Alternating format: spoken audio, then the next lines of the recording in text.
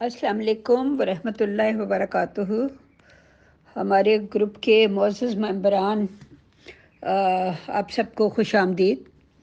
اور جیسا کہ آپ جانتے ہیں کہ آج ملک مشتاق صاحب کا جو دوسرا پروگرام ہے، جو موضوع انہوں نے چنا تھا وہ یہ تھا کہ خلافت احمدیہ کا انہوں نے جائزہ لیا تھا پچھلے پروگرام میں، اور اس میں بانی خلافت اور خلیفہ ثانی کی تحریرات کے آئینے میں یہ جائزہ لیا گیا تھا۔ اور دو تین ضروری باتیں ہیں جن کو میں پہلے بیان کر دوں، اس کے بعد میں محترم مشتاق ملک صاحب کو دعوت دیتی ہوں کہ وہ آئیں اور اپنی پریزنٹیشن پیش کریں۔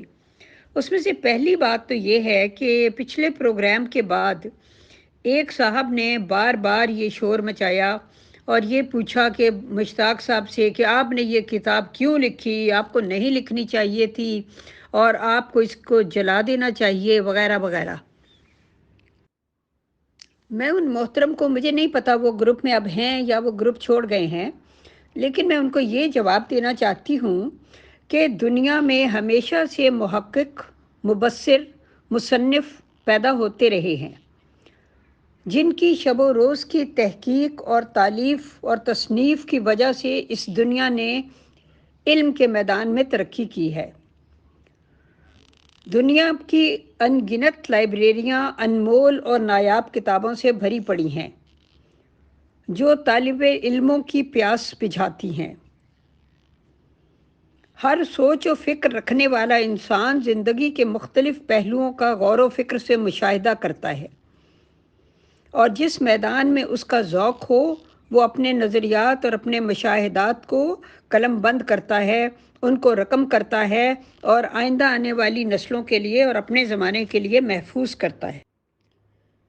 لیکن علم کے ذوق سے بے بہرا اور اندھی تقلید کرنے والے علم دشمن لوگ جو ہیں وہ ان باتوں کی گہرائی کو سمجھ نہیں پاتے اور ہر نئی سوچ رکھنے والے پر حملہ آور ہوتے ہیں۔ مسئلہ یہ ہے کہ بعض لوگ ایسے ماحول میں پلے بڑے ہوتے ہیں اور نسل در نسل انہوں نے ایسے ماحول میں گزاری ہوتی ہے جہاں علمی اور تحقیقی سوچ کا گلا گھونٹ دیا جاتا ہے، تو انہیں یہ طریق کہ کھلے عام لوگ علمی بات چیت کریں، گفتگو کریں، ریسرچ کریں، اس کے بارے میں بات کریں، یہ سب کچھ انہیں بہت ہی کسی شاعر نے کیا خوب کہا ہے، ہمارے لفظ آئندہ زمانوں سے عبارت ہیں، ہمارے لفظ آئندہ زمانوں سے عبارت ہیں، پڑھا جائے گا کل جو آج ہم تحریر کرتے ہیں، پڑھا جائے گا کل جو آج ہم تحریر کرتے ہیں۔ تو ہم ایک ہسٹری بنا رہے ہیں اور یہ بھی کل پڑھی جائے گی۔ اور پھر مجھے احمد فراز کا وہ مشہور شعر یاد آ گیا جو سبھی کا پسندیدہ ہے، آج ہم دار پہ کھینچے گئے جن باتوں پر، آج ہم دار پہ کھینچے گئے جن باتوں پر، کیا خبر کل وہ زمانے کو نصابوں میں ملیں۔ تو اس کے ساتھ ہی میں دعوت دیتی ہوں محترم جی السلام علیکم ورحمۃ اللہ وبرکاتہ۔ سب سے پہلے تو میں معذرت چاہتا ہوں کہ وہ جو میں نے آپ کو شروع میں بتا دیا، میں سمجھ رہا تھا کہ میں سچ کے سفر کے پیج پہ ہوں، لیکن وہ پیج آپ کا کھلا ہوا تھا۔ تو خیر ٹھیک ہے، کوئی بات نہیں۔ اب باقی آپ نے شروع میں بیان فرمائی دیا ہے کہ کچھ لوگوں کو یہ پریزنٹیشن پسند نہیں آئی، شاید ان کے ذہن میں یہ ڈال دیا گیا ہے کہ اب جو لکھا جا چکا ہے آپ نے اسی پر ہی کنسنٹریٹ کرنا ہے۔ جو لکھا گیا مسیح موعود علیہ السلام نے اپنی کتابوں میں، یا جو لکھا گیا خلفاء، ان کے جو خلفاء نے ان کی کتابوں میں، اسی کو دیکھنا ہے، اس کے باہر نہیں جانا۔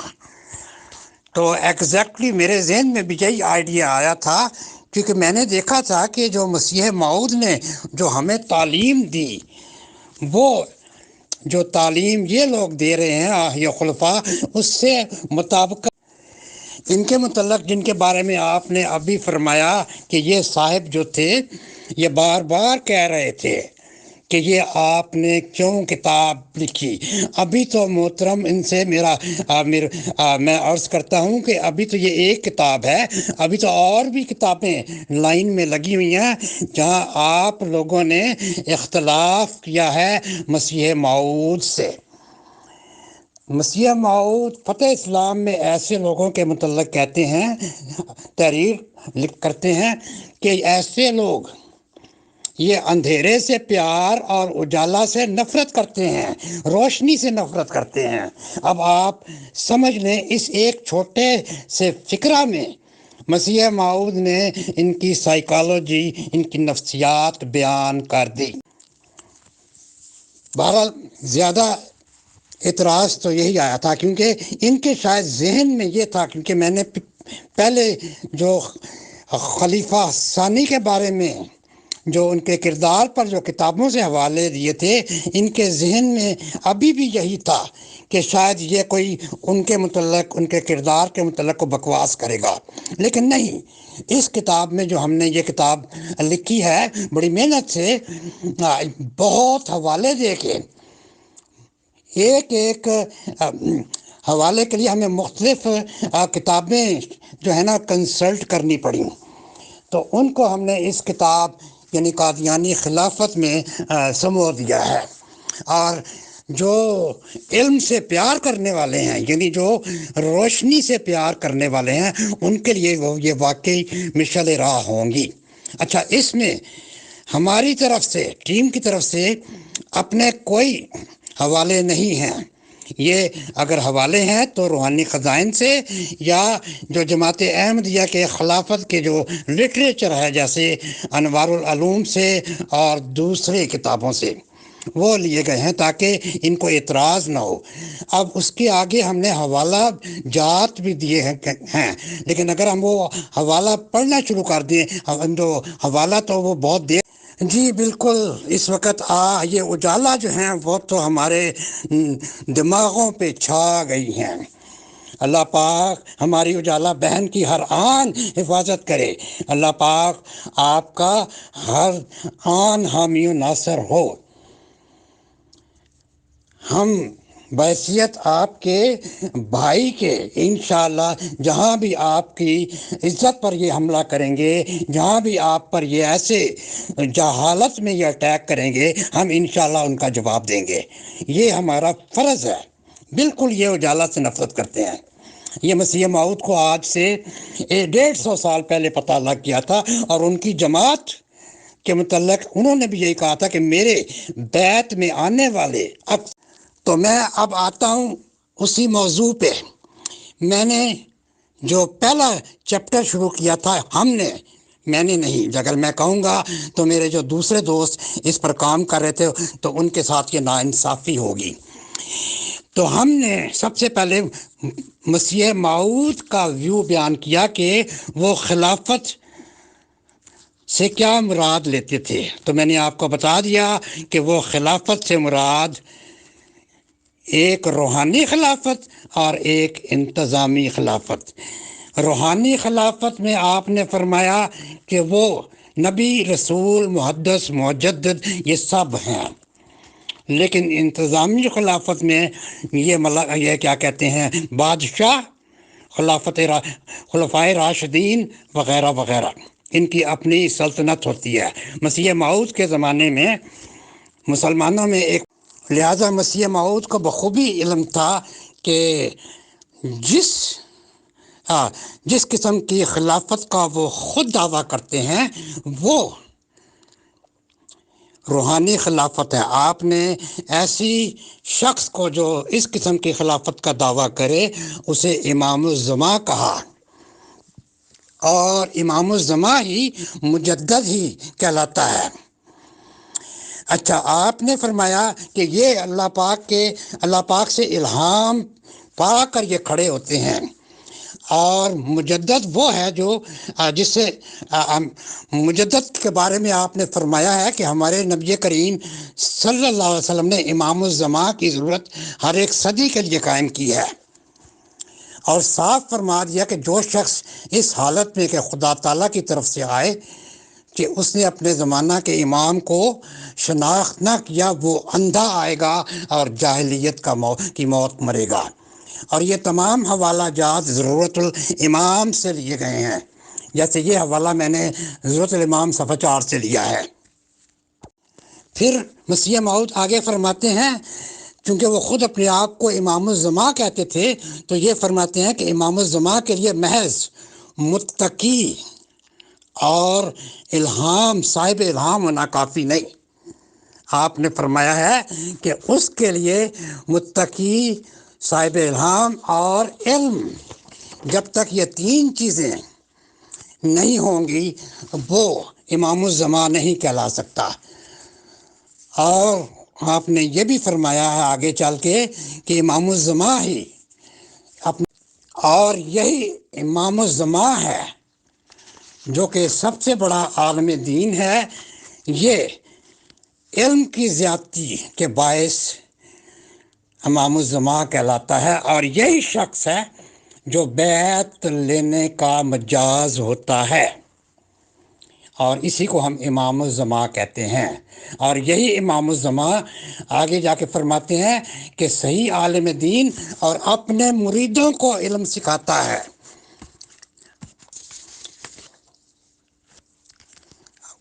یعنی ان سے جب بیعت لیتا ہے تو ان کو اپنا علم دیا جاتا ہے۔ اس کے بعد آپ فرماتے ہیں کہ جو امام الزمان ہوتا ہے وہ بحث مباحثہ کرتا ہے، لوگوں سے انٹریکشن کرتا ہے، یعنی اپنی آئیڈیالوجی اپنے مریدوں پہ ٹھونستا نہیں ہے، وہ ان سے بحث مباحثہ کرتا ہے، ان کے سوالات کے جوابات دیتا ہے۔ اور یہ جو امام الزمان جو کہ خلیفہ ہے، وہ اس کے پاس نہ صرف اس کے دشمن بلکہ اس کے دوست بھی آتے ہیں، اور جو دوست جو ان کے مرید بن جائیں، یعنی جو کہ ان کی بیعت میں آ جائیں۔ بیعت میں اب میں بار بار اس کا ذکر نہیں کروں گا، جو بیعت کرتا ہے وہ اپنے مرشد کے ہاتھ میں اپنے آپ کو بیچ دیتا ہے۔ تو بیعت جو مرید ہوتا ہے اس کا یہ پورا حق ہے کہ اپنے مرشد سے ہر قسم کے دینی سوال کرے اور ان کے جواب دے، یہ نہیں کہ اس کو جھٹک دے، یہ کبھی بھی نہیں ہو سکتا۔ تو یہ علم بہت ضروری ہے۔ اچھا، پھر وہ فرماتے ہیں یہ علم سکھانا یہ فی سبیل اللہ تعالیٰ کے حکم سے ہے کہ اپنے لوگوں کو آپ یہ رزق دو۔ یہ علم بھی ایک رزق ہے، یہ اجالا ہے، یہ روشنی ہے جو اپنے مریدوں کو دو۔ اچھا، آگے جو اکثر یہ ہمارے کچھ دوست یہ کہتے ہیں، کہ مجددیت کو ماننا بڑا ضروری ہے۔ بے شک میں نے پہلا ہی اچھا آپ نے یہ فرمایا ہے کہ یہ خلافت اور مجددیت کا دعویٰ اہم نہیں ہوتا۔ اب یہاں یہ فرماتے ہیں، یہ بھی یہ فرماتے ہیں آئینہ کمالات اسلام میں صفحہ نمبر 221 میں، یہ یہاں آگے چل کے فرماتے ہیں کہ خلافت اور مجددیت کا دعویٰ اہم نہیں ہے، اصل چیز کام ہے۔ ایسا دعویٰ جو اپنے ساتھ اپنا ثبوت نہیں رکھتا کسی کے لیے موجب فضیلت نہیں ہو سکتا۔ اگر ایک انسان ایک امر کی نسبت دعویٰ تو نہ کرے مگر وہ امر کر کے دکھائے تو اس سے دوسروں سے بدرجہ بہتر ہے کہ دعویٰ تو کرے مگر اس بات اور دعویٰ سے عاجز رہے۔ اب اس کے لیے بڑا ضروری ہے کہ اس کا دعویٰ ضروری نہیں، یعنی بعض لوگ مجددین کو تو میں یہ کہہ رہا تھا کہ مسیح موعود نے جو فرمایا کہ ایک امام الزمان کے لیے نہ صرف الہام بلکہ تقوی اور تیسرے ان کا علم ہونا چاہیے، اس سے ہم ان کے کام کو پرکھتے ہیں۔ تو یہ تو میں نے آپ کو خلاصتاً مسیح موعود نے جو فرمایا، اپنی خلافت، ان کے ذہن میں خلافت سے کیا مراد تھی۔ اب مسیح موعود اپنے آپ کو خاتم الخلفاء بھی کہتے تھے، یعنی ایک تو امام زمان اور دوسرے خاتم الخلفاء۔ اسی طرح ہی جس طرح عیسیٰ علیہ السلام انہوں نے مثال دے کے بتایا کہ میں اسی طرح کا خاتم الخلفاء ہوں جس طرح کا مسیح ناصری علیہ السلام، وہ مسیح موسوی کے خاتم الخلفاء تھے۔ میں مسیح محمدی جو ہوں وہ مسیح۔ تو اس طرح میں جو پہلا چیپٹر تھا وہ میں ختم کرتا ہوں۔ اب دیکھیں، جو خلافت، جو نظام جماعت ہم نے دیکھا مسیح موعود کی وفات کے بعد، مسیح موعود کی وفات کے بعد تو حکیم نور الدین وہ جو انجمن مسیح موعود بنا گئے تھے اپنے زمانے میں اس پر مزید زیادہ گفتگو نہیں کروں گا، موضوع لمبا ہو جائے گا۔ تو اس کے بعد انہوں نے یہ کہا تھا میری وفات کے بعد مل جل کے کام کرو، اور وہ جو انجمن بنائی اس کے سپورٹ یہ کر دیا۔ اچھا، اب یہ انجمن کام کر رہی تھی جب مسیح موعود فوت ہو گئے، لیکن اور زیادہ کوئی ایسا پرابلم نہیں آیا۔ کچھ لوگ جو تھے وہ خلیفہ، جو حکیم نور الدین جو کہ جماعت کے پہلے خلیفہ تھے، جو صدر انجمن احمدیہ بھی تھے، جماعت نے بڑی تقوی، جو حکیم نور الدین وہ بیچارے درویش صفت آدمی تھے، وہ تو ایسے پھڈے میں تو پڑتے ہی نہیں تھے، اور جو کام ان کے سپرد کیا گیا تھا وہ بخوبی اپنے علم سے، اپنے تقوی سے، اپنے الہام و کشوف سے وہ کیا کرتے تھے۔ لیکن کچھ لوگوں کو ان کی جو ہے نا وہ خلافت وہ ایک آنکھ نہ بھاتی تھی، اور ان میں وہ پیش یہ مسیح موعود کا اپنا خاندان تھا۔ جماعت سے حکیم نور الدین کو کوئی اپوزیشن نہیں ملی، لیکن 3 آدمی جو اکثر بار بار سوال کیا کرتے تھے وہ غالباً مطمئن نہیں تھے اس نظام سے۔ میں ان سے اگر میں ان کے زمانے میں ہوتا تو میں پوچھتا کہ بھئی، اور معلوم نہیں ان کے دل میں کیا چور تھا۔ بہرحال ان کو اکسایا جاتا تھا کہ آپ میر اسحاق صاحب، آپ خلیفۃ المسیح سے یہ سوال پوچھیں، حتیٰ کہ ایک دفعہ یہ قدر جھنجھلا گئے تھے کہ انہوں نے خواجہ کمال الدین کو لنڈن میں خط لکھا کہ نواب میر ناصر محمود نالائق اور انتہا درجے کے جو شیلے ہیں، یہ بلا کب سے لگی ہوئی ہے، یا اللہ نجات دے۔ اب میرے جیسا جاہل انسان تو یہی سمجھتا ہے کہ چونکہ ان لوگوں نے تنگ کیا ہوا تھا تو انہی نے پھر اس طرح کا ایک خطبہ ان کو دینا پڑ گیا۔ آپ نے بھی لاسٹ ٹائم اس خطبے کا حوالہ دیا جو اس کتاب میں بھی آئے گا، اس حوالے کا ذکر، کہ میرے پاس ایسے خالد بن ولید ہیں جو تمہیں سیدھا کر دیں گے۔ میرا ذاتی خیال ہے کہ جماعت تو حکیم نور الدین کو تنگ نہیں کرتی تھی، تنگ کرنے والے میر ناصر نواب، میر محمد اسماعیل اور مرزا محمود یا ان کے خاندان والے تھے، ان کو کچھ پریشانی تھی۔ چلے خیر، میں یہیں پر یہ جو حکیم نور الدین کو اپوزیشن دیکھنا پڑی، وہ خاندان مرزا محمود جو کہ خلیفہ ثانی تھے، وہ جیسے بھی منتخب ہوئے، ہمارا یہ موضوع نہیں ہے۔ جب گدی پر وہ بیٹھ گئے تو انہوں نے گاہے بغائے ایسی خطبات دیے جس سے یہ ظاہر ہوتا تھا کہ یہ ایک ایسا نظام چاہتے ہیں جو کہ جس میں یہ پوری جماعت کو جکڑ ڈالیں۔ اکثر وہ یہ کہا کرتے تھے ہٹلر اور مسولینی کا نظام ہٹلر اور مسولینی نے اپنے عوام کو ڈنڈے سے سیدھا کیا ہوا تھا، ان سے چندے بھی لیتے تھے، انہوں نے بے شمار وہ کر لیے تھے، سکولز بنا دیے تھے اور سارے پبلک کو ان گروپس میں بانٹ دیا تھا۔ تو وہ میں بعد میں ڈسکس کروں گا۔ ایسا جب یہ نظام بنایا تو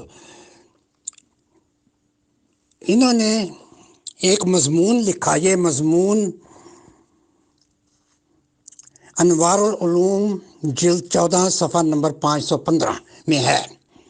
وہ فرماتے ہیں خلافت احمدیہ سے بغاوت اسلام سے بغاوت کے مترادف ہے۔ اب وہ جماعت جس کو مسیح موعود یہ فرما رہے ہیں کہ تم اپنے مرشد سے، اپنے خلیفہ سے سوال و جوابات کر سکتے ہو، اختلاف بھی کر سکتے ہو، دشمن دوست سب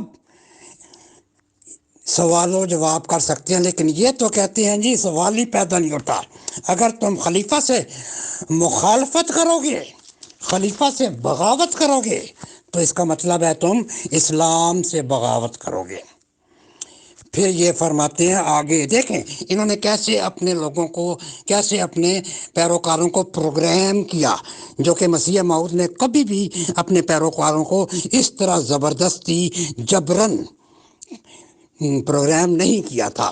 یہ فرماتے ہیں جو شخص خلافت احمدیہ سے دور ہے اس سے اللہ دور ہے۔ اب دیکھیں میرے جیسا جاہل جو اندھیرے کو پیار کرتا ہے، وہ جو اپنے اس خلیفے کو سنے گا تو وہ تو یہی سمجھے گا کہ اصل اجالا تو وہ ہے، اصل روشنی وہ ہے، اس کو میں قبول کروں گا۔ اور وہ یہ فرما رہا ہے کہ جو مجھ سے دور ہے۔ حوالہ جات موجود ہیں، اگر کسی دوست کو چاہیے تو میں بھیج دوں گا۔ پھر وہ آگے فرماتے ہیں کہ کوئی شخص خلافت احمدیہ پر اعتراض کرنے کا حق نہیں رکھتا۔ اب دیکھیں یہ جو دوست میرے ساتھ یہ بحث کر رہے تھے کہ تمہارا حق کیا ہے کہ تم یہ کتاب لکھو، بھائی میں نے ایک تحقیق کی، ہم نے ایک تحقیق کی، ہماری یہ فائنڈنگز ہے۔ اچھا دیکھیں وہ اس قدر، میں تو ان کو پھر معصوم بھی کہوں گا، یعنی ان کو شک تھا وہ کیوں کہہ رہے ہیں۔ کہتے ہیں دیکھیں آپ نے کتاب لکھی ہے نا، تو جب یہ لوگ پڑھیں گے تو کچھ لوگ وہ جماعت کو چھوڑ جائیں گے، تو ٹھیک ہے جی، اگر ان کو روشنی ملتی ہے تو چھوڑ جائیں، آپ کے پاس تو آلریڈی 20 کروڑ کی جماعت ہے، آپ کو فرق نہیں پڑے گا۔ پھر آگے یہ لکھتے ہیں، دیکھیں جی کتنے خطرناک الفاظ ہیں جو کہ نہ مسیح موعود نے لکھے اور نہ ہی ان کے خلیفہ اول نے لکھے۔ وہ کہتے ہیں کہ خلافت احمدیہ پر اعتراض کرنے والوں کو دشمن قرار دیا، یعنی ان کے خیال میں خلافت احمدیہ پر اعتراض کرنے والے یا تو مولوی محمد علی صاحب تھے یا پھر حکیم نور الدین کی اولاد، جو ان کی خلافت پہ اتفاق نہیں کرتی تھی۔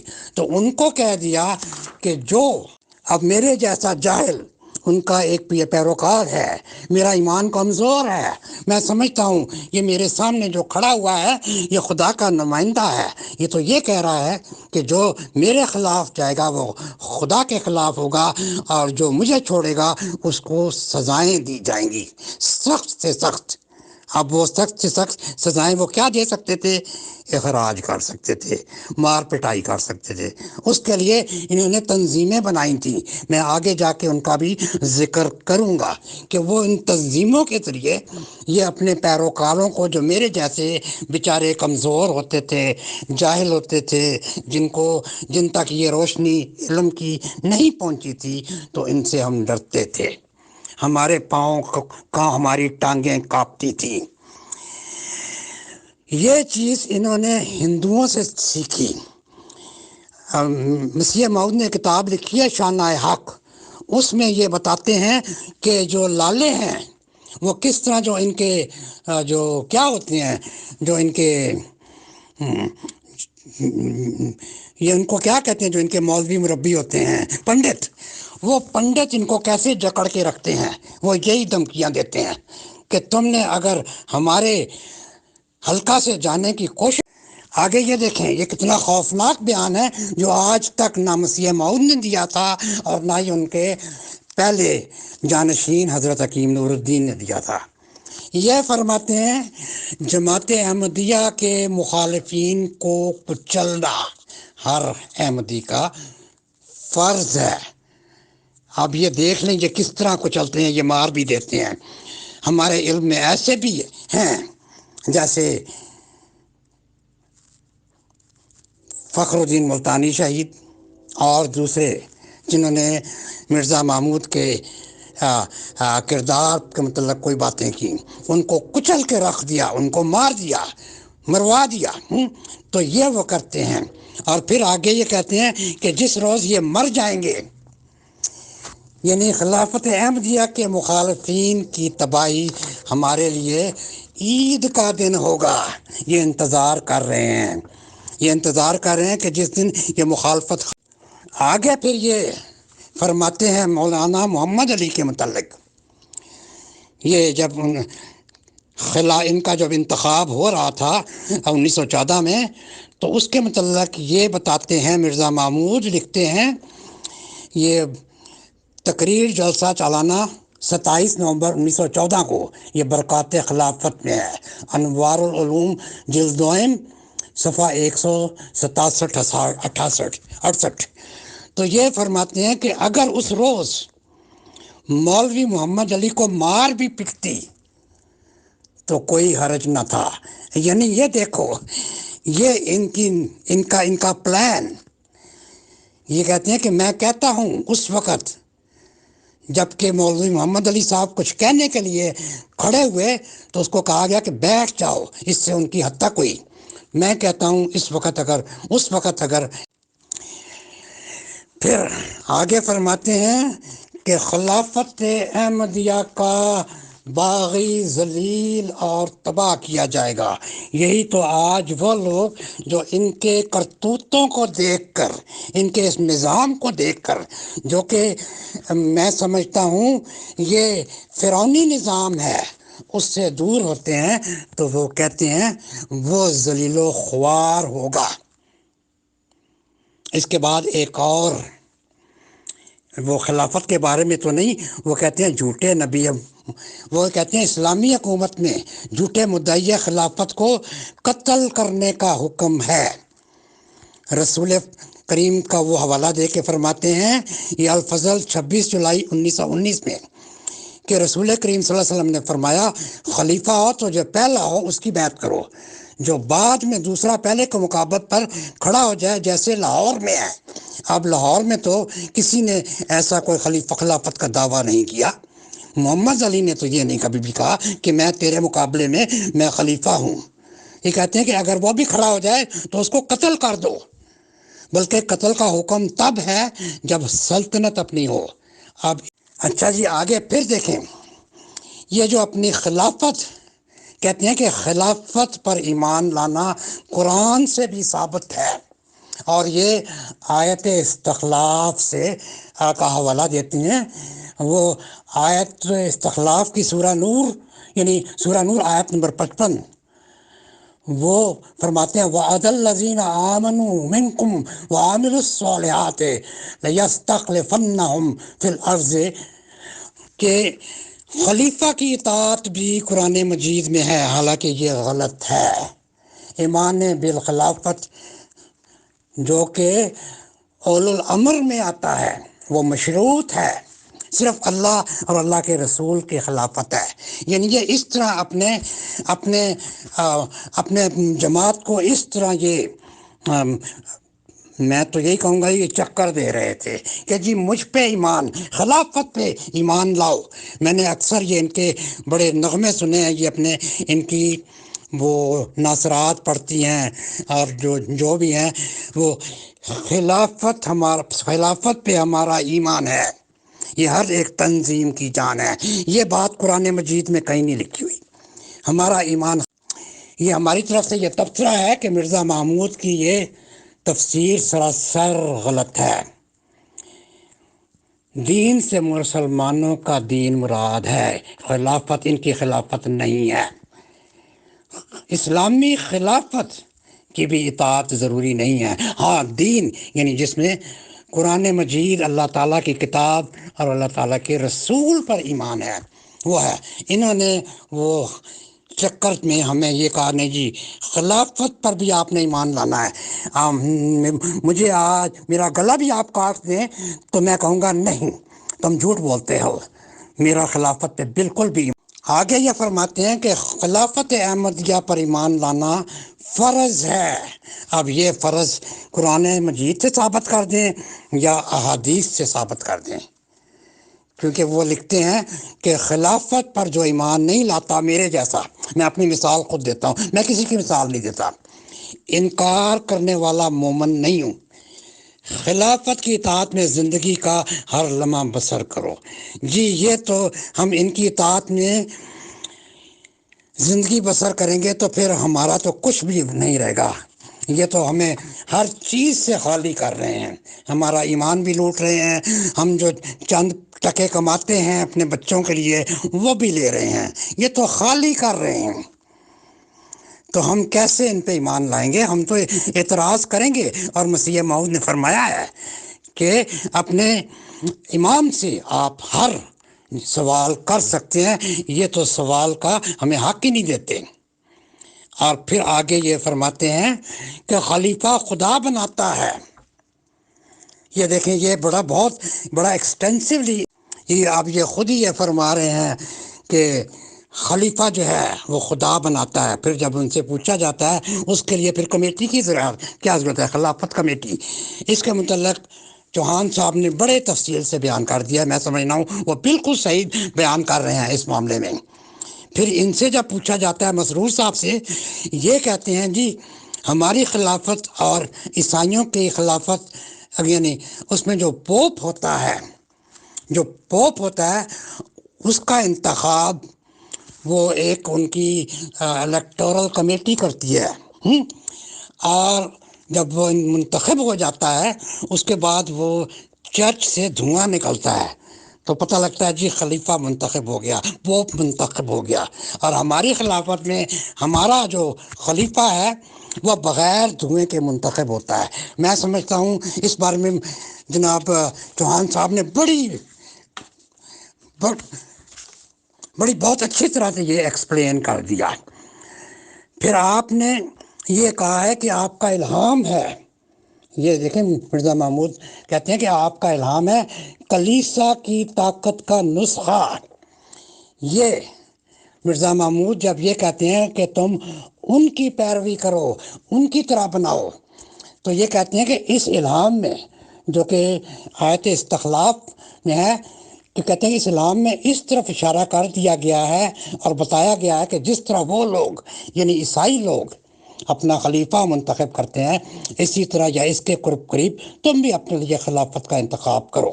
چنانچہ اس طریق سے قریباً 1900 سال سے عیسائیوں کی خلافت محفوظ چلی آتی ہے، اور جماعت احمدیہ اسلامی تعلیم کے مطابق اس قانون کو یعنی وہی طریقہ جو عیسائیوں کا طریقہ ہے ڈال کر اپنی خلافت کو سینکڑوں بلکہ ہزاروں سال تک کے لیے محفوظ کر سکتی ہے۔ چنانچہ اسی کے مطابق میں نے آئندہ انتخاب خلافت کے متعلق ایک قانون بنایا ہے۔ یہ انہوں نے تفسیر کبیر جلد 6 صفحہ نور آیت 56 کی یہ تفسیر بیان کرتے ہوئے بتائی۔ اب یہ تو مان گئے کہ ہماری جو خلافت ہے یہ عیسائیوں کی خلافت جیسی ہے، ان کے جیسا ان کا طریقہ ہے۔ اب وہ اس کو پوپ کہتے ہیں، پاپائیت کو پوپ ہے، لیکن یہ تو خلیفہ ہے۔ لیکن دیکھیں جو بات پھر مخالفین ہیں تو ان کو پھر پوپ کہتے ہیں۔ بلکہ میں نے دیکھا تھا ایک آرٹیکل، میرا خیال ہے کوئی نیوز ویک تھا یا کیا تھا، اس میں ان کو مسلمانوں کا پوپ کہا گیا۔ اس نیوز ویک تھا یا ٹائمز تھا، اس میں ان کو یہ مرزا مسرور احمد صاحب کو مسلمانوں کا پوپ کہا گیا۔ ان کو کیا پتہ خلافت کیا ہوتی ہے اور پاپائیت کیا ہوتی ہے۔ اچھا جی، اس کے بعد وہ کہتے ہیں کہ جس خلیفے کو خدا بناتا ہے وہ نبی ہوتا ہے، اور جس خلیفے کو انسان بناتا ہے وہ نبی کا جانشین ہوتا ہے۔ یہ بالکل یہ بات صحیح ہے، آپ نے یہی فرمایا، انہوں نے یہی فرمایا کہ دنیا میں خلیفہ دو قسم کے ہوتے ہیں، ایک وہ جنہیں انسان بناتا ہے جیسے پوپ، جیسے مرزا محمود خلیفہ ثانی، جیسے حکیم نور الدین، اور دوسرے جنہیں خدا تعالیٰ کے الہام کے ذریعہ بناتا ہے۔ الہام کی بنا پر ہونے والے خلیفہ کو نبی کہتے ہیں، جو کہ ملہم خلیفے ہوتے ہیں۔ اب یہ مرزا بشیر الدین محمود یہ انتخاب سے بنے تھے، یہ ملہم نہیں تھے، اس لیے ان کو مامور من اللہ نہیں کہتے۔ ان کا یہ دعویٰ نہیں تھا کہ میں الہام سے بنا ہوں۔ اگر یہ ہماری جماعت کے لوگ یہ سمجھتے ہیں کہ الہام سے بنے ہیں تو بھائیو آؤ وہ الہام پیش کر دو جو ان کو ہوا تھا اور جس کی بنا پر انہوں نے خلافت کا دعویٰ کر دیا۔ یہ آگے لکھتے ہیں کہ شیعہ حضرات جو شیعہ فرقہ ہے ان کا عقیدہ ہے کہ ہمارے اماموں کو خدا مقرر کرتا ہے، ان کو انسان مقرر نہیں کرتے، اور ان کے مطابق آج تک 11 امام مقرر ہوئے اور آخری امام ابھی تک زندہ ہیں مگر مخفی طور پر ہیں۔ یہ لگتا ہے مرزا محمود نے شیعہ حضرات سے یہ عقیدہ لیا۔ اور پھر آگے لکھتے ہیں جی خلیفہ کا انتخاب الہام سے ہوتا ہے۔ اچھا جس خلیفے کا اچھا اب دیکھیں آگے انہوں نے یہ کیا کیا ہے، اب انہوں نے خلافت پہ مکمل قبضہ کر لیا۔ یہ فرماتے ہیں اب اسلام کا خلیفہ اب وہی ہو سکتا ہے جو مرزا صاحب کا غلام ہو، یعنی بے شک وہ رسول اللہ کا ہو نہ ہو، لیکن اگر وہ مرزا صاحب کا غلام نہیں ہے تو اس کے لیے یہ خلافت نہیں ان کو مل سکتی۔ ان کا یہ عقیدہ ہے کہ یہ جو آج کل کے مسلمان ہیں ان کے عقائد بگڑ چکے ہیں، اور ان کی اصلاح کے لیے محمد رسول اللہ صلی اللہ علیہ وسلم کا ایک غلام مسیح اور مہدی بنا کر مابعوث کیا گیا ہے۔ اب خلیفہ وہی ہو سکتا ہے جو مسیح موعود کا غلام ہو۔ آگے یہ لکھتے ہیں، دیکھیں کہتے ہیں ہم سلطان ترکی یعنی خلافت عثمانیہ کا سلطان کو خلیفہ نہیں مان سکتے، کیونکہ وہ ہمارے لیے خلیفہ وہی ہے جو مسیح موعود کا متبع اور جانشین ہو۔ اب دیکھیں یہ اس کو خلیفہ نہیں مانتے تھے، حالانکہ اس کی تو 5 بر اعظموں پر حکومت تھی، لیکن وہ دنیاوی خلیفہ تھا، وہ بادشاہ تھا۔ اچھا جی اب یہ کہا جاتا ہے کہ اب تو یہ خلافت ہمیشہ یہ مرزا صاحب کے خاندان میں رہے گی۔ اللہ تعالیٰ نے یہ اب فیصلہ کر دیا ہے، یہ فیصلہ کر دیا ہے کہ ایمان کو ثریا ستارے سے واپس لانے والے مرزا صاحب اور ان کے خاندان کے افراد ہیں۔ آپ نے پچھلے چند انٹرویوز میں جو پیور ڈسکشن فورم پر ہوئے، آپ نے وہ برہان احمد ظفر صاحب کی جو ان کی پریزنٹیشن بھی سنی۔ انہوں نے کتنے زور لگا کے، مجھ سے بھی زیادہ انہوں نے زور لگایا کہ اب سوال ہی نہیں پیدا ہوتا کہ یہ خلافت مرزا صاحب کے خاندان سے باہر چلی جائے۔ تو یہ جناب علی یہ خلیفہ ثانی کا یہ بیان تھا کہ اب یہ دیکھیں یہ خلافت جو چل رہی ہے، جو بے شمار مال و دولت لا رہی ہے، خلیفہ کے لیے شان و شوکت لا رہی ہے، یہ اسلامی تو ہے نہیں، یہ صرف وہ زبانی تفریح، زبانی جمع تفریق کر کے یہ احمدی بنا رہے ہیں جن کی علمی حالت یہ ہے۔ تو یہ کیسے ثریا سے ایمان کو لائیں گے؟ ان کے تو مفاد میں ہی نہیں ہے کہ قیامت تک ثریا سے ایمان نیچے نہ آئے۔ جس دن ایمان نیچے آ گیا ان کی خلافت زبردست ہو جائے گی۔ یہ زبردست یہ ہمارے کیا نام ہے جو مجھے ان کا نام میرے ذہن سے اتر گیا ان کا، میں پروگرام اکثر سنتا ہوں، تو وہ زبردست استعمال کرتے ہیں کہ اگر کوئی ایمان اگر سریا سے نیچے آ گیا تو پھر ان کی تو چھٹی ہو گئی، یہ کیسے برداشت کریں گے کہ ایمان سریا سے نیچے آ جائے۔ تو یہ اسی طرح گمراہ کرتے رہیں گے تاکہ جب تک ان کی پوری طرح اللہ تعالیٰ سے میں اس کو یہ کہوں لفظ، پھر یہ کہتے ہیں جی خلافت احمدیہ کے گمراہ ہونے کا کوئی امکان نہیں۔ یہ تفسیر کبیر سورہ نور کی آیت میں ہے کہ کہتے ہیں کہ خلیفہ بگڑ نہیں سکتا، ہاں یہ ممکن ہے کہ جماعت کی جو اکثریت ہے وہ عمل صالح سے محروم ہو جائے لیکن خلیفہ نہیں بگڑ سکتا۔ تو خلیفہ بے شک جھوٹ بولے، میں بات کروں گا تو ان کو کچھ تکلیف ہو جائے گی، بے شک وہ پیرس کے اوپرا میں جائے، وہ کیا کہتے ہیں لاہور کے سیسل ہوٹل سے مصروفوں کو لائے، قتل کروائے، لوگوں کے مال کھائے، یہ گمراہ نہیں ہو سکتا، ہاں جماعت یہ بدبختی کر سکتی ہے۔ پھر یہ کہتے ہیں جی خلافت احمدیہ کے گمراہ ہونے کا کوئی امکان نہیں۔ یہ تفسیر کبیر سورہ نور کی آیت میں ہے کہ کہتے ہیں کہ خلیفہ بگڑ نہیں سکتا، ہاں یہ ممکن ہے کہ جماعت کی جو اکثریت ہے وہ عمل صالح سے محروم ہو جائے لیکن خلیفہ نہیں بگڑ سکتا۔ تو خلیفہ بے شک جھوٹ بولے،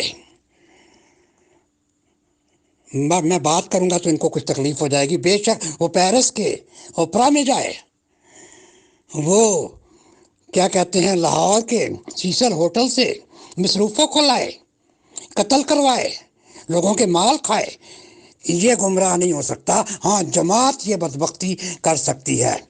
پھر آگے کہتے ہیں کہ خلیفہ کے بگڑنے کا کوئی سوال ہی پیدا نہیں ہوتا، خلافت اس وقت چھین جائے گی جب تم بگڑ جاؤ گے، بس اللہ تعالیٰ کی اس نعمت کی ناشکری مت کرو۔ یعنی انہوں نے مورود الزام اپنے مریدوں کو ٹھہرا دیا کہ تم اچھا۔ پھر وہ کہتے ہیں خلیفہ کی اصلاح، خلیفہ اگر غلطی کرتا ہے تو اصلاح خدا خود بخود کرتا ہے۔ لو جی یہ سارا الزام یہ خدا پہ کہہ دیا کہ اگر وہ غلطی کر بیٹھتا ہے تو خدا اس کی خود اصلاح کرے گا، اور وہ ایسی کوئی غلطی نہیں کرے گا جس سے جماعت کے لیے تباہی ہو۔ اچھا پھر آگے یہ کیا کہتے ہیں، جیسے کیا نام ہے، خلیفہ بے شک غلطی کرے، بے شک اس پہ بدکاریوں کے الزام لگیں، بے شک اس پہ کذب بیانیوں کے الزام لگیں، بے شک اس پہ یہ الزام لگیں کہ اس نے فلاں فلاں کو قتل کروایا، بے شک اس پہ یہ الزام لگائیں کہ اس نے فلاں فلاں کو زہر دی۔ وہ یہ کہتے ہیں کہ خلیفہ کی غلطی سے کبھی بھی برے نتائج پیدا نہیں ہوتے۔ اگر خلیفہ غلطی کرتا ہے تو اس سے بجائے تنزل کے ترقی ہوتی ہے۔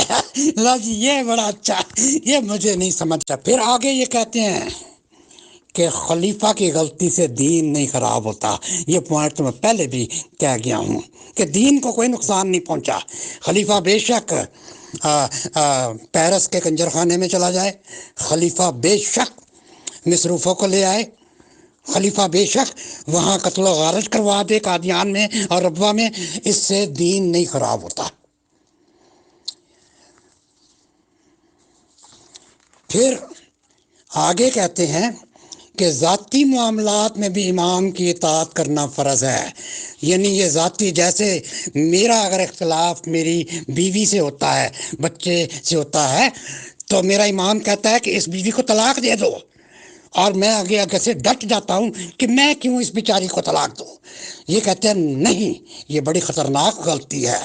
وہ کہتے ہیں کہ ہم وہی کام کریں گے جو ہماری مرضی کے مطابق ہوگا، یہ تمہارا کام نہیں کہ تم فیصلہ کرو۔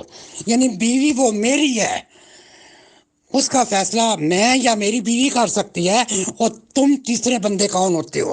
تمہیں کس نے اختیار دیا ہے کہ تم میاں بیوی کے معاملات میں اپنی دخل اندازی کرو؟ اسی لیے انہوں نے یہ ایسے اپنے شعبے بنائے ہوئے ہیں یہ شعبہ جو ہے جو رشتے ناطے کا اسی لیے ہی ہے کہ میاں بیوی کے اور قضاء کا کہ میاں بیوی کے درمیان دخل اندازی کی جائے اور ان کے رشتے ناطے میں رخنا ڈالا جائے، یہ بالکل یہ غنڈہ گردی ہے۔ اچھا پھر آگے کہتے ہیں جی اپنی سوچ، یعنی میں اپنی سوچ اور مرضی اور خواہشات کو خلیفہ کے تابع کروں۔ بھائی میں وہی سمجھتا ہوں جو میرے لیے، میں جو اپنے لیے سمجھتا ہوں، اپنی اولاد کے لیے سمجھتا ہوں، وہ میرا خلیفہ نہیں سمجھ سکتا۔ میں اس اپنی خواہشات کو خلیفہ کے تابع کیوں بناؤں؟ یہ جسٹیفائی کر دے مجھے۔ خلیفہ اپنے گھر میں وہ اپنے جو ان کے کاروبار ہیں اس کو سنبھالے، اس کو میرے معاملات میں، میرے ازدواجی معاملات میں، میرے گھریلو معاملات میں دخل اندازی کی کوئی ضرورت نہیں۔ اور میں یقین سے کہوں گا کہ بہت سے احمدی میرے اس بیان سے متفق ہوں گے۔ خلیفہ کا کوئی حق نہیں کہ وہ آپ کے گھر میں آ کے ناجائز دخل اندازی کرے، بلکہ اگر کوئی اپنے یہ نمائندے بھی بھیجیں تو ان نمائندوں کو اپنے گھروں میں داخل نہ ہونے دو۔ یہ بدبخت لوگ ہیں، یہ آپ کے گھروں کو توڑنے والے ہیں۔ پھر آگے یہ کہتا ہے کہ خلیفے کی ہر حکم کی تعمیل کرو جیسے نبی اور رسول کی جاتی ہے، اللہ رسول کی جاتی ہے۔ یہ قرآن مجید کے خلاف بات کی کہ ہر حکم میں وہی مانوں گا جو مجھے میرا قرآن اور میرا اللہ اور میرا رسول دے گا، میں اس سے اختلاف کر سکتا ہوں۔ اور مسیح موعود نے بھی یہی کہا کہ دوست اور دشمن امام الزمان سے اختلاف بھی کر سکتے ہیں۔ پھر وہ آگے کہتے ہیں یہ خلیفہ وقت کے حکم پر اپنی جان قربان کرنے کے لیے تیار ہو، یہ حربہ استعمال کرتے ہیں کہ جی وہ واسطے سے جان مال ہر شے قربان کر دو، سمجھ گئے نا؟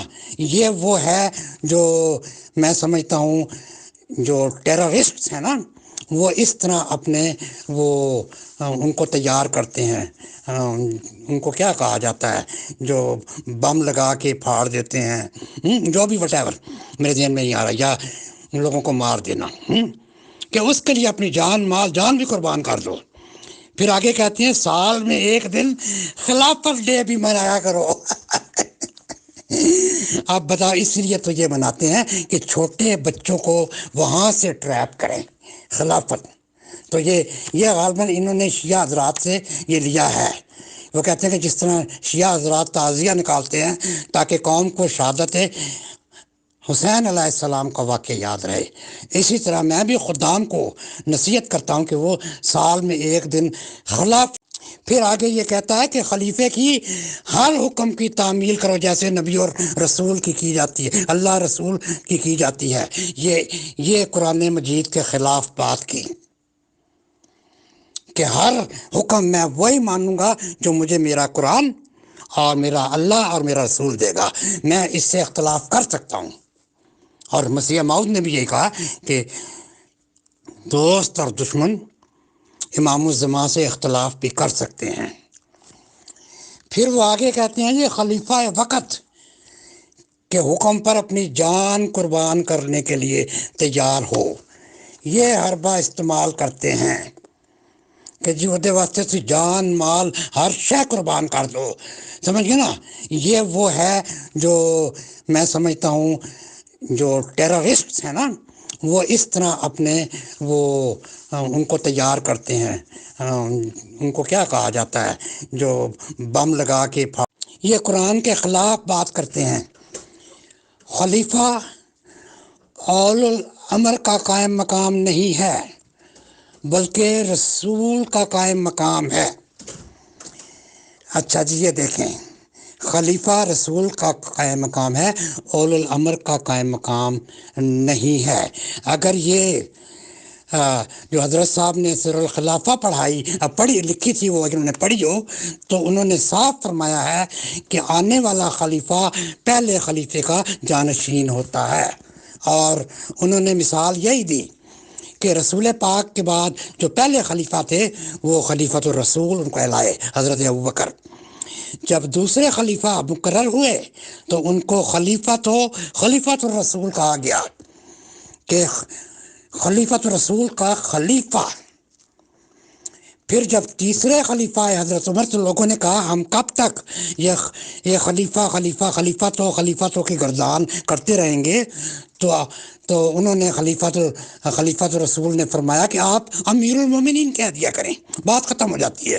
تو یہ تو کہتے ہیں کہ تو اس لحاظ سے یہ اگر آپ نے آپ کو خلیفہ کہتے تھے، خلیفہ ثانی کہتے تھے، تو یہ تو قائم مقام تھے حکیم نور الدین کے، یہ تھے خلیفۃ المسیح، جو کہ یہ اسلامی ٹرم نہیں ہے۔ اسلام میں یہ ٹرم کہیں بھی نہیں پائی جاتی، قرآن مجید میں کہیں بھی یہ ٹرم نہیں پائی جاتی کہ مسیح کا بھی کوئی خلیفہ ہوگا۔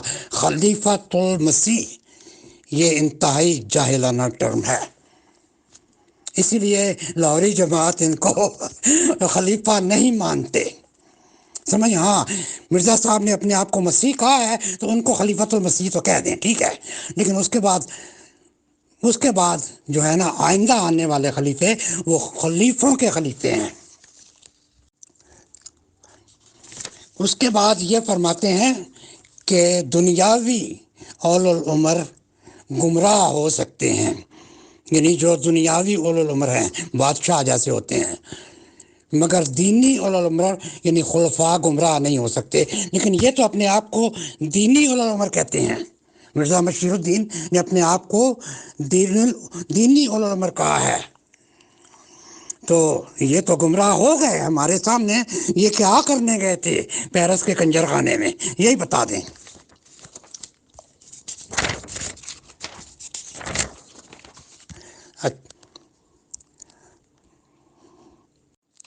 اس کے بعد آیا کہ خلیفہ کا منکر فاسق قرار دیا ہے، لہٰذا اس میں کفر کرنے کا امکان موجود نہیں، اور یہ آیت کا حوالہ دیتے ہیں وَمَنْ كَفَرَ بَعْدَ ذَلِكَ فَأُولَٰئِكَ هُمُ الْفَاسِقُونَ، یعنی وہ لوگ ان خلفاء کا انکار کریں گے وہ فاسق ہو جائیں گے۔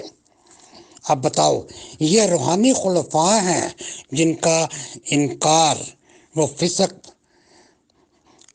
کا مرتکب ہو سکتا ہے، اس سے روحانی خلافت کا انکار ہے۔ اچھا، وہ اس کے بعد یہ بتاتے ہیں کہ خلافت کی دو ہی اغراض ہیں، نمبر ایک قوم کو متحد کرنا اور دوسرے ان کی طاقت کو جمع کرنا۔ خلیفے کا یہ کام ہے تمام قوم کو یک زبان کر دیا جائے، یعنی خلیفہ کی غرض اتحاد اختلاف ہے، خیالات، یعنی میں غلط بیان کر گیا آپ کو۔ خلیفہ کی غرض جو ہے اتحاد خیالات ہے، ان سب کا اتحاد بڑا ضرورت ہے، ہر چیز کے بعد ہر معاملے میں ان کا اتحاد ہونا چاہیے۔ تو یہ ان کا کام تھا مرزا محمود احمد صاحب کا، کہ جماعت میں اتحاد خیالات پیدا کرنا چاہتے تھے۔ تبھی تو جب کہیں سے روشنی آتی ہے تو ہم جیسوں کو کہا جاتا ہے کہ تم اندھیرے میں ہو، تم گمراہ ہو، لیکن ہمارے خلیفہ صاحب تو یہ ہمیں کہہ گئے کہ نہیں، یہ مسیح موعود کے اس بیان کے اچھا، اس کے بعد یہ فرماتے ہیں کہ مسجد بھی گویا خلیفہ ہے، یعنی اسی لیے بتایا کہ مساجد بناؤ، کیونکہ مساجد مومنوں کو اکٹھا کرتی ہے۔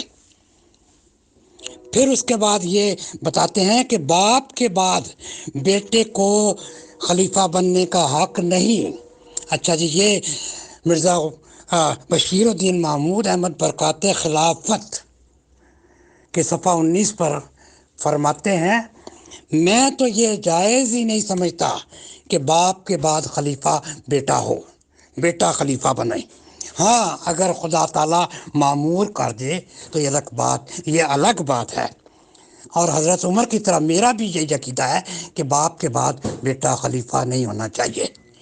اب باپ کے بعد دیکھیں کتنے بیٹے خلیفہ آئے۔ یہ مرزا محمود احمد کی وفات کے بعد مرزا ناصر سب سے بڑا بیٹا، اس کے بعد مرزا طاہر اس سے چھوٹا بیٹا، اس کے بعد یہ مسرور صاحب، یہ ان کے نواسے، اب بتائیں، اب بھی یہ کہتے ہیں کہ خلافت خاندان میں نہیں چلنی چاہیے۔ اس کے بعد یہ فرماتے ہیں کہ خلیفہ منتخب ہونے والے کا حلف لینا چاہیے۔ تو یہ بھی حلف اٹھائے گا خلیفہ بھی کہ میں، اور وہ کیا حلف ہوگا؟ یہ کہتا ہے کہ مقرر اشخاص اس کا انتخاب کریں گے، یعنی وہی جو الیکٹورل کمیٹی، اور یہ قسم کھائے گا، یعنی خلیفہ یہ حلف اٹھائے گا کہ میں خلافت احمدیہ پر احمدیہ حقہ پر ایمان رکھتا ہوں، اور میں ان کو جو خلافت احمدیہ کے مخالف ہیں، کے خلاف ہیں، جیسے پیغامی، لاہوری میرے جیسے، یا احراری، سنی مسلمان، سب کو میں باطل پر سمجھتا ہوں۔ یہ انتخاب ہر خلیفہ جب منتخب ہو جاتا ہے تو یہ حلف اٹھاتا ہے کہ پیغامی بھی۔ اچھا، اب یہ کہتے ہیں کہ خلیفہ کو معزول کرنے والوں کو مرتدوں کی سزا دینی چاہیے۔ اب یہ انہوں نے حکیم نور الدین کے کسی خطبہ سے لیا ہے۔ یہ آپ نے بھی پہلے ذکر کیا تھا کہ انہوں نے یہ خطبہ دیا، اور یہ خطبہ بدر 4 جولائی 1912 یہ خطبات نور میں ہے۔ آپ نے یہ فرمایا، تم نے میرے ہاتھوں پر اقرار کیے ہیں، تم خلافت کا نام نہ لو، مجھے خدا نے خلیفہ بنایا ہے، اب نہ میں تمہارے کہنے سے معزول ہو سکتا ہوں، نہ کسی میں طاقت ہے کہ وہ معزول کرے۔ اگر تم زیادہ زور دو گے تو یاد رکھو میرے پاس ایسے خالد بن ولید ہیں جو تمہیں مرتدوں کی سزا دیں گے۔ اب مجھے لگتا ہے کہ یہ اشارہ ان کا وہ لوگ جو ان کو گائے بگائے تنگ کرتے تھے، اور ان تنگ کرنے والوں میں میر ناصر نواب، جن کو یہ نالائق کہتے تھے، محمود جوشیل انتہائی، جو انہوں نے خلیفہ کی ناک میں دم کیا ہوا تھا۔ خلیفہ نے کہا تھا کہ یہ بلا کب سے مجھے لگی ہوئی ہے، یا اللہ نجات دے۔ مجھے لگتا ہے یہ اشارہ ان کی طرف سے تھا۔ تو یہ ان کے متعلق یہ انہوں نے کہا کہ اگر آپ تم نہیں کرو گے تو میں تمہیں مرتدوں والی سزا دوں گا۔ تو شاید یہ ڈر گئے۔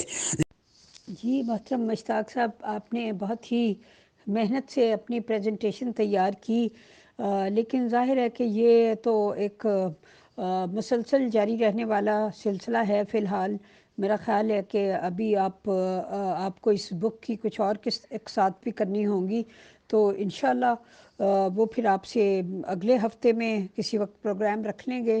تو فی الحال ایک سوال آیا ہوا ہے میرے پاس، وہ میں پوچھ لیتی ہوں، اور دوسرا یہ ہے کہ میں گروپ کو اوپن کر دیتی ہوں تاکہ اگر ممبرز ڈائریکٹ آپ سے کوئی بات کرنا چاہیں تو وہ بھی کر سکیں۔ Thank you. جی، میرا ذاتی خیال ہے کہ میں یہاں پر ختم کر دیتا ہوں۔ میں اگلی سیٹنگ میں یہ مرزا محمود نے جو یہ تنظیمیں بنائی تھیں اس کے بارے میں ذکر کروں گا کہ ان تنظیموں کا کام کیا تھا۔ تو فی الحال یہ ٹاپک میں یہیں پہ آ کے میں ختم کرتا ہوں، باقی پھر میں آئندہ ڈسکس کروں گا۔ ہاں جی، اگر کوئی سوال ہو تو آپ پیش کر دیجئے۔ جی محترم، بالکل ٹھیک ہے، اگلے میں آپ تنظیموں کے بارے میں ذکر کیجیے گا۔ ابھی فی الحال ایک سوال ہے جو بڑا امپورٹنٹ ہے، وہ میں آپ کے سامنے رکھ دیتی ہوں، اور اس کا جب آپ جواب دے دیں گے تو میں گروپ کو اوپن کر دوں گی۔ وہ سوال ایک محترمہ نے بھیجا ہے، انہوں نے پوچھا ہے کہ 21ویں صدی ہے، دنیا ایک نئے رنگ میں آ گئی ہے، سوشل میڈیا کے اس دور میں آپ خلافت کا مستقبل کیا دیکھتے ہیں؟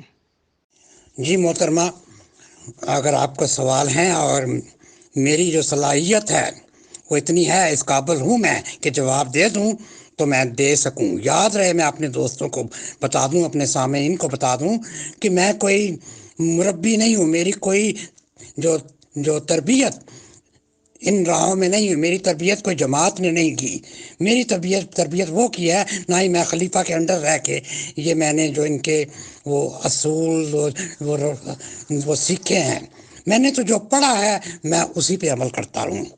تو اس کے مطابق اگر میں ان کے سوال کے جواب دے سکوں تو میرے لیے یہ فخر ہوگا۔ یہ تو ظاہر سی بات ہے، ہمارے سامنے کتنی خلافتیں آئیں، آپ کے سامنے خلافت راشدہ سے آئی، خلافت راشدہ 30 سال کے بعد بھی وہ بھی ختم ہو گئی آلموسٹ، وہ بھی حضرت امیر معاویہ سے آگے نہیں چل سکی۔ جو ہی امیر معاویہ نے اپنے بیٹے یزید کو یہ خلیفہ بنایا، یہ خلافت ختم ہو گئی۔ پھر اس کے بعد بنو امیہ کے بعد بنو عباس آئے، پھر اس کے بعد پھر اور دوسری خلافتیں آئیں، جو لوگ یہ جانتے ہیں، یہ الٹیمیٹلی ایک عرصے تک رہیں، اور اس کے بعد یہ خلافتیں ختم ہو گئیں ایک ایک کر کے۔ اب وہ خلافتیں کیوں ختم ہوئیں؟ جیسے میں مثال لیتا ہوں، خلافت عثمانیہ بہت مضبوط خلافت تھی، وہ آپس کے اختلافات، جنگیں اور ان کے خلیفے جو تھے عیاشیوں میں پڑ گئے، ان میں وہ عیاشیاں زیادہ ہو گئیں، وہ بجائے سلطنت کے انتظامات کی طرف توجہ دیتے وہ عیاشیوں میں پڑ گئے۔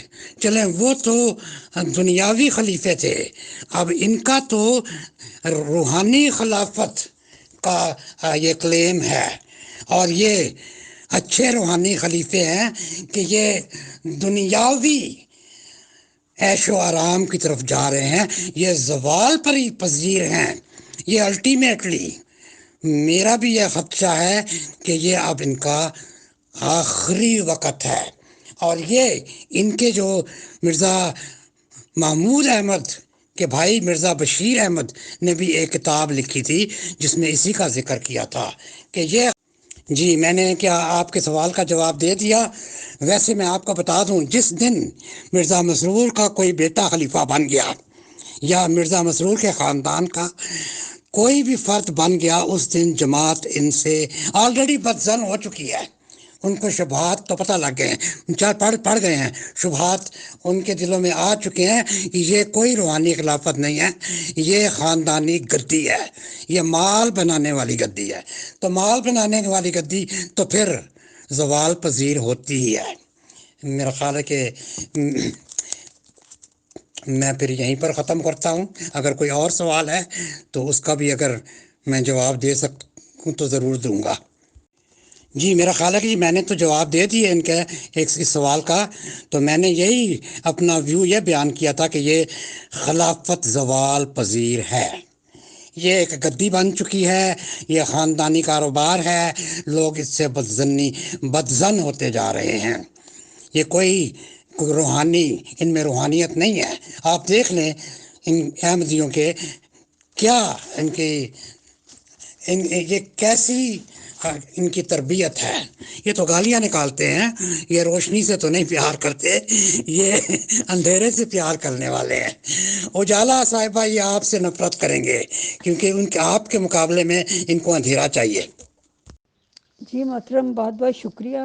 فی الحال کوئی اور سوال نہیں ہے، لیکن میں گروپ کھول دیتی ہوں، ممبرز میں سے اگر کوئی کرنا چاہے گا سوال تو وہ آپ سے پوچھ لے گا اور آپ جواب دے دیجیے گا۔ اور جیسا کہ آپ جانتے ہیں کہ انٹرنیشنل گروپ ہے اور کئی دفعہ لائیو پروگرام سننے والے کم لوگ ہوتے ہیں، بعد میں لوگ اپنی اپنی کنوینئنس سے اپنے اپنے ملک کے ٹائم کے حساب سے پروگرام سنتے ہیں، اور وہ یہاں پہ سوال چھوڑتے رہیں گے آپ کے نام، تو وہ آپ چیک کر لیجئے گا۔ ہو سکتا ہے بعض لوگ آپ کی پرسنل ونڈو پہ بھی کوئی فیڈ بیک بھیجیں، تو وہ جیسے بھی ہوگا وہ پھر آپ دیکھ لیجئے گا۔ تو تھینک یو ویری مچ اتنا ٹائم دینے کا، اتنی محنت کرنے کا اور یہ پریزنٹیشن تیار کرنے کا۔ تو سچ کا سفر کی انتظامیہ تہہ دل سے آپ کی مشکور ہے۔ بہت بہت شکریہ۔